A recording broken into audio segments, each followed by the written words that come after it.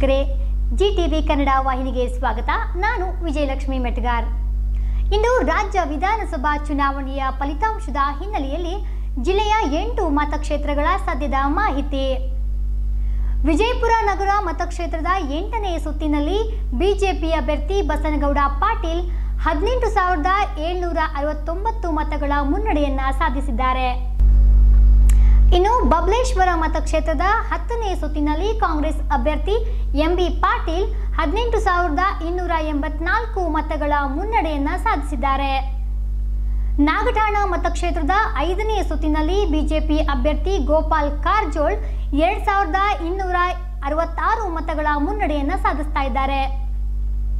ಇನ್ನು ಇಂಡಿ ಮತಕ್ಷೇತ್ರದ 9ನೇ ಸುತ್ತಿನಲ್ಲಿ ಕಾಂಗ್ರೆಸ್ ಅಭ್ಯರ್ಥಿ ಯಶವಂತರಾಯಗೌಡ ಪಾಟೀಲ್ 5,622 ಮತಗಳ ಮುನ್ನಡೆಯನ್ನ ಕಾಯ್ದುಕೊಂಡಿದ್ದಾರೆ. ಮುದ್ದೇಬಿಹಾಳ್ ಮತಕ್ಷೇತ್ರದ 8ನೇ ಸುತ್ತಿನಲ್ಲಿ ಬಿಜೆಪಿ ಅಭ್ಯರ್ಥಿ ಎಎಸ್ ಪಾಟೀಲ್ ನಡಹಳ್ಳಿ 3,224 ಮತಗಳ ಮುನ್ನಡೆಯಲಿದ್ದಾರೆ. ದೇವರಹಿಪ್ಪರಗಿ ಮತಕ್ಷೇತ್ರದ 6ನೇ ಸುತ್ತಿನಲ್ಲಿ ಬಿಜೆಪಿ ಅಭ್ಯರ್ಥಿ ಸೋಮನಗೌಡ ಪಾಟೀಲ್ 1,156 ಮತಗಳ ಮುನ್ನಡೆಯನ್ನ ಕಾಯ್ದುಕೊಂಡಿದ್ದಾರೆ.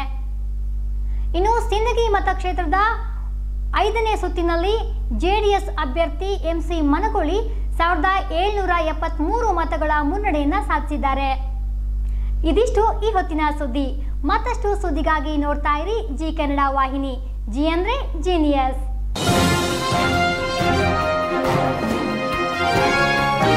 ಇದು ಜಿಟಿವಿ ಕನ್ನಡದ ಕೊಡುಗೆ.